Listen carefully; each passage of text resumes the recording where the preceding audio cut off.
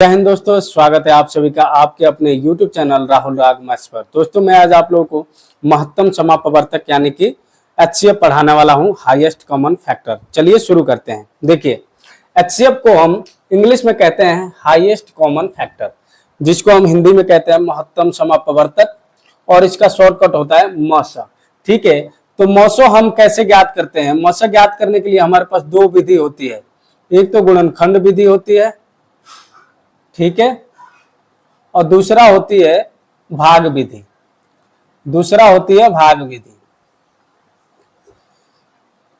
तो चलिए अब शुरू करते हैं और बताता हूं मैं कि आपको गुणनखंड विधि से कैसे मसा ज्ञात करेंगे और भाग विधि से कैसे मसा ज्ञात करेंगे। एग्जाम्पल के तौर पे 16, 24, 32 और 48 इसके जो है HCF निकालना है। इसके HCF निकालना है तो आप कैसे निकालोगे? ठीक है, HCF निकालना है तो कैसे निकालोगे? तो सबसे पहले देखो गुणनखंड विधि से कैसे निकालेंगे। गुणनखंड विधि से आप कैसे निकालोगे? आप क्या करोगे, 16 का पहले फैक्टराइजेशन करोगे। 16 का भाग करोगे तो 2 से भाग करोगे तो 8 बार में जाएगा, फिर 2 से भाग करोगे तो 4 बार में, फिर 2 से भाग करोगे तो 2 बार में, फिर 2 से भाग करोगे तो 1 बार में। ठीक है, तो आप यहां पे क्या कर सकते हो कि 16 बराबर लिखोगे 2 गुणा 2 गुणा 2 और गुणा 2। ठीक है, अब 24 का आप करोगे, फिर 24 का क्या करोगे, 2 से भाग दोगे तो 12 बार में, फिर 2 से भाग दोगे तो 6 बार में, फिर 2 से भाग दोगे तो 3 बार में, और फिर 3 से भाग दोगे तो 1 बार में। तो यानी कि 24 बराबर आप लिखोगे 2 गुणा 2 गुणा 2 गुणा 3। ठीक है, अब 32 का आप निकालोगे। 32 का क्या करोगे, 2 से भाग दोगे तो 16 बार में, फिर 2 से भाग दोगे तो 8 बार में, फिर 2 से भाग दोगे तो 4 बार में। ठीक, 2 से भाग दोगे तो 2 बार में, फिर 2 से भाग दोगे तो 1 बार में।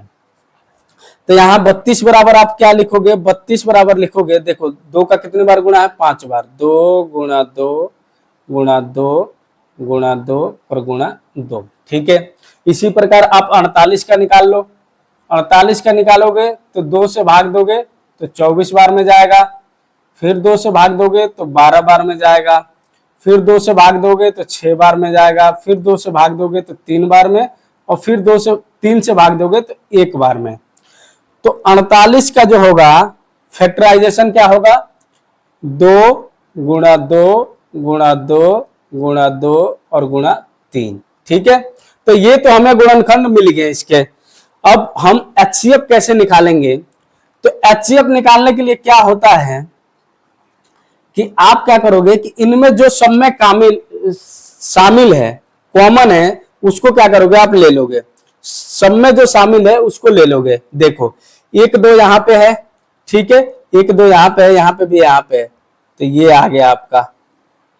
तो यहाँ हो जाएगा 2, फिर गुणा का साइन लगा लो, 2 2 2 2, ये भी आ गया जी। ठीक है, तो फिर यहाँ गुणा लिख दो 2, फिर गुणा का साइन लगा लो। अब देखो यहाँ भी 2 है, यहाँ भी 2, यहाँ भी 2, यहाँ भी 2, तो ये भी आ जाएगा। ठीक है, तो फिर आ गया 2। अब देखो यहाँ 2 है लेकिन यहाँ और 2 नहीं है, तो ये यहीं से कैंसिल। यहाँ 3 है तो यहाँ 3 नहीं है, तो कैंसिल। यानी कि और कोई संख्या मिल रहा है, 2 यहाँ पे है, यहाँ भी है, यहाँ पे है, यहाँ नहीं है तो नहीं लेंगे। 3 यहाँ पे है लेकिन यहाँ पे नहीं है, और यहाँ पे भी नहीं है तो नहीं लेंगे। फिर इसी प्रकार से 3 यहाँ पे है लेकिन यहाँ नहीं है और यहाँ नहीं है तो नहीं लेंगे। यही हमारा क्या हो जाएगा, HCF हो जाएगा। तो इसको आप गुणा करोगे, 2 दूना 4 दूना 8, तो इनका HCF जो आएगा वो 8 आएगा। HCF जो आएगा वो 8 आएगा। चलो जी, अब भाग विधि से मैं बताता हूं कि कैसे निकालोगे आप भाग विधि द्वारा HCF। देखो भाग विधि द्वारा निकालने के लिए आपको कौन कौन सी संख्याएं दी गई थी, तो 16 थी, 24 थी, 32 थी और 48 थी।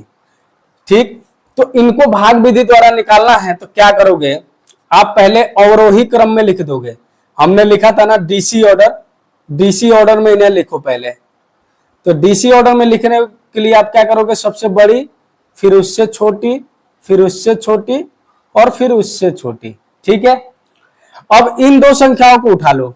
आप क्या करोगे कि 48 ले लिया, 48 में जो है 32 से भाग दे दिया। समझना मेरी बात ध्यान से। इन दो संख्याओं को पहले ले लो, बड़ी संख्या को यहां रख के उससे छोटी संख्या से यहां से भाग देंगे। कितनी बार में जाएगा? एक बार में जाएगा। 32 से कम 32, यहां क्या आ गया? 16। ठीक है, अब 16 यहां पे बच गया, 32 यहां पे आ जाएगा। ठीक, ये 32 जो है यहां पे आ जाएगा। जब तक हमें रिमाइंडर 0 नहीं मिलेगा तब तक हम इसको काटते ही जाएंगे। देखो जी, तो यहाँ पे 48 में 32 से भाग दिए तो 16 बचा। अब 16 यहाँ पे रिमाइंडर हो गया, तो जिससे भाग दे रहे थे वो यहाँ आ गया। तो ये कितनी बार में जाएगा? 2 बार में जाएगा, 32। तो ये कट गया, यानी कि 0 बचा। लेकिन क्या हमारी संख्या यहीं पे खत्म हो गई? इसका मतलब कि ये इसका मसा हो जाना चाहिए 16, लेकिन मसा नहीं होगा। क्यों? क्योंकि हमारे पास दो संख्याएं और भी है, 24 है और 16 है। तो हम क्या करेंगे कि 16 यहाँ को फिर लिखेंगे और फिर इसमें 24 से भाग देंगे। ठीक है, फिर इसमें 24 से भाग देंगे तो कितनी बार में जाएगा? एक बार में। ठीक है, तो यहाँ 24 में से 16 गया 8, और फिर जो 8 यहाँ पर रिमाइंडर बचा है इसमें यहां से भाग देने वाला यहाँ पे आ जाएगा। 8 दूनी 16, ये कट गया, यानी कि यहाँ पे रिमाइंडर क्या आ गया? रिमाइंडर हो गया 0। रिमाइंडर हो गया 0। तो जो हमने लास्ट में भाग दिया था, जिससे हमने लास्ट में भाग दिया था, वो क्या हो जाएगा? हमारा HCF हो जाएगा। HCF कितना आ गया हमारा? 8 आ गया। ठीक है, HCF हमारा 8 आ गया। चलो और एग्जांपल से मैं आपको समझाता हूं।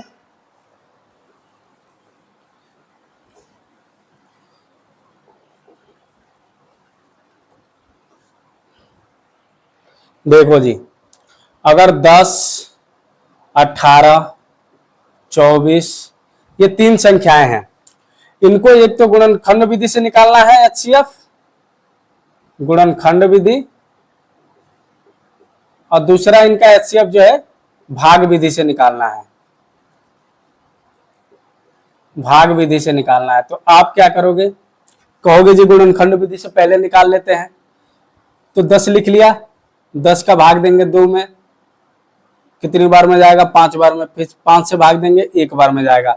तो आप कहोगे 10 बराबर हम लिख सकते हैं 2 गुणा 5। 10 बराबर हम लिख सकते हैं 2 गुणा 5।